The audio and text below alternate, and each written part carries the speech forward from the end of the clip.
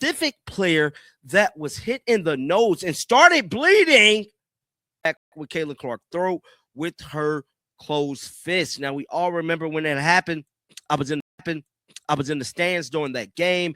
It was a very, very horrendous, horrific scene to watch me. Now, the article goes on to say less than 2 weeks on from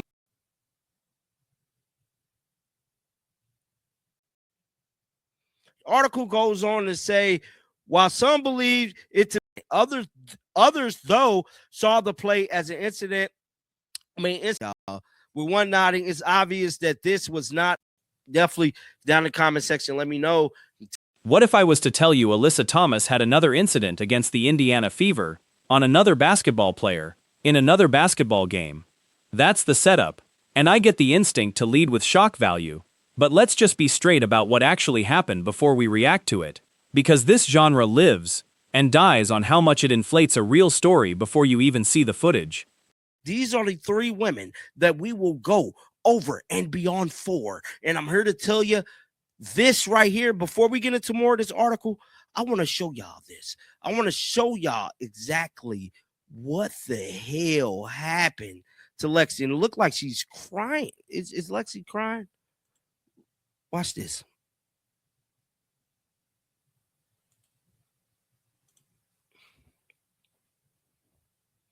Now watch this play here. Boom. Did she laugh? Lexie Hull took an elbow to the face from Alyssa Thomas, started bleeding from the nose, and had to leave the floor to get it looked at. That part is completely real and confirmed. It happened Thursday night in the 3rd quarter of the Fever Mercury rematch. Where I'll push back is on immediately labeling Thomas a serial abuser before we even look at what kind of play this actually was. Because that's a very different conversation than the fist-to-the-throat incident with Clark 2 weeks earlier. Had insinuated that one fan had some racial ideology when it came to him working the game. And yeah, man, I don't know.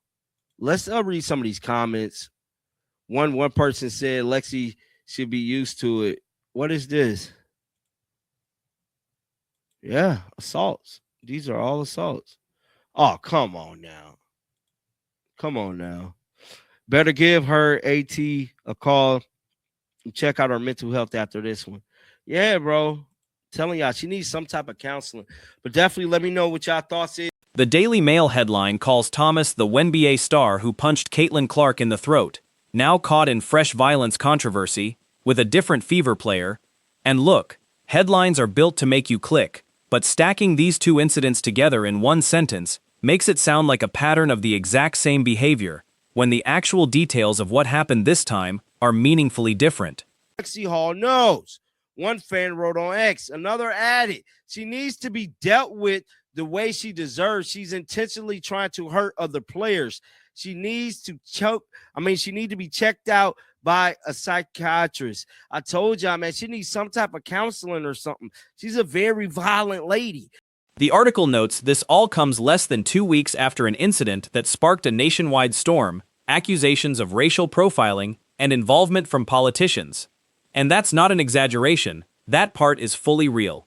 Republican members of Congress genuinely did get involved in this story, which tells you how far this has traveled beyond basketball at this point. Lexie Hall last night. You tell me if anything is wrong with Alyssa Thomas. Tell me. You tell me, and you be the judge. The article goes on to say, while some believe it to be a simple basketball play, others slam Thomas for yet more. The host calls out the trio Fever fans go over and beyond for Lexie Hull, Caitlin Clark, and Sophie Cunningham. And honestly, that's an accurate read of this fan base right now. These 3 have become the emotional core of how people watch this team, which is exactly why any hit on any one of them gets amplified into a bigger story than it might be for another roster. One of the trios, I should say, to the Caitlin Clark and Indiana Fever team. There's 3 women that we love dearly, don't play about. That is Lexie Hall, Caitlin Clark, and Sophie Cunningham. These are the three women that we will go over and beyond for. And I'm here to tell you this right here. Before we get into more of this article, I want to show y'all this. I want to show y'all exactly what the hell happened to Lexie. And it looked like she's crying. Now here's the actual replay. Hull moves in as a defender, Thomas goes up into her shooting motion, and the elbow catches Hull square in the face. Watch it close. That's a bang-bang basketball play, not a targeted strike. It's a legitimately hard, ugly-looking collision, but the shape of the contact is completely different from a closed fist going to someone's throat. Yeah, bro. Telling y'all, she needs some type of counseling. But definitely let me know what y'all thoughts is down in the comment section. Make sure you guys keep them bells on. And until next time, man, shake the haters off. I'm out of here, baby. Peace out. And definitely, guys, don't forget, let me know what games you guys want me to go to, because it's going to be very interesting as we try to map out the schedule, because we don't really know what games Caitlin Clark is exactly playing in. I think she might not be doing back-to-backs, but definitely down in the comment section. She laughed. I knew she laughed. This is the moment that's actually fueling the outrage more than the elbow itself. And it's real. It's on camera. Thomas is smiling at the free throw line, while Hull is getting looked at on the bench. That's a legitimate optics problem regardless of how the contact itself gets officiated, because a laugh right after bloodying someone's face is going to read badly no matter what the replay shows. It's crazy to me. And what's even more crazy is that people is not, John Root was at the game yesterday, and John had insinuated that one fan had some racial ideology when it came to him working the game. And yeah, man, I don't know. Let's read some of these comments. One person said Lexie should. The article splits the reaction down the middle. Some believe it to be a simple basketball play. Others slam Thomas for yet more violence. And that's actually the most honest sentence in this whole piece. Two things can be true here. The contact itself can be a legal basketball play, and the laugh afterward can still be a bad look that fans are completely justified in being annoyed about. That this one scene in the basketball game went damn near unnoticed.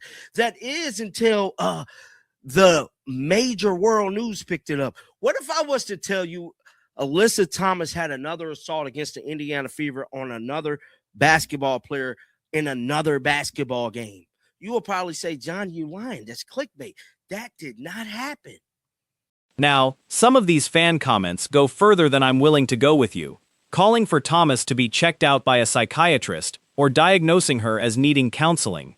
I'm not a doctor. None of these commenters are either. And armchair diagnosing a real person based on a few seconds of video isn't fair analysis, it's just pile-on. You can criticize the laugh and the pattern of physical incidents without pretending you know what's going on in somebody's head. The Mercury. Caitlin Clark was not playing. We also did not see Caitlin Clark play due to her ongoing injury recovery. So this time, it was teammate on the other end. Now, this specific teammate is one of the trios, I should say, to the Caitlin Clark and Indiana Fever team. It's three women that we love dearly, don't play about. That is Lexie. Here's the part that actually matters basketball-wise. Officials reviewed this play in real time, unlike the Clark incident, and ruled it a legal basketball play, not a flagrant foul. The Fever didn't even complain about the call. And in the end, Indiana got the last laugh anyway, closing it out 92-89 on a pair of Sophie Cunningham free throws down the stretch. Incident which sparked a nationwide storm accusation of racial profiling and involvement from politicians.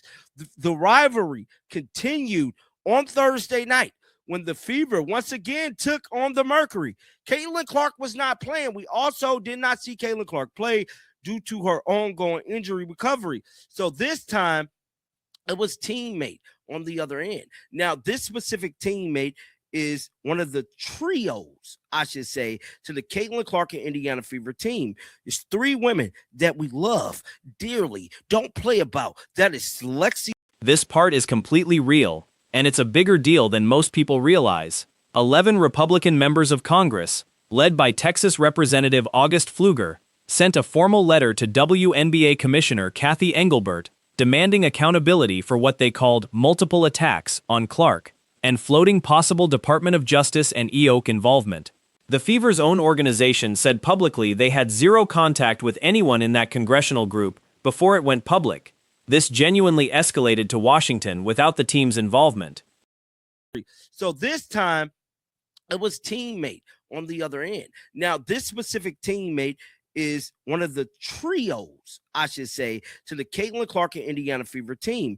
It's three women that we love dearly, don't play about. That is Lexie Hall, Caitlin Clark, and Sophie Cunningham. These are the three women that we will go over and beyond for. And I'm here to tell you this right here. Scroll the comments on any of these videos and you'll find people saying things like, Lexie should be used to it. And that's honestly the part that should bother you more than anything else in this story. Normalizing repeated physical contact against any player, on any team, isn't fandom. It's just numbness to a pattern that deserves real scrutiny instead of shrugging it off as business as usual. Psychiatrist. I told y'all, man, she needs some type of counseling or something. She's a very violent lady. A third claim made that she needs to be thrown out of the league after the latest incident. Others though saw the play as an incidental contact with one nodding. Pop up, my bad, y'all.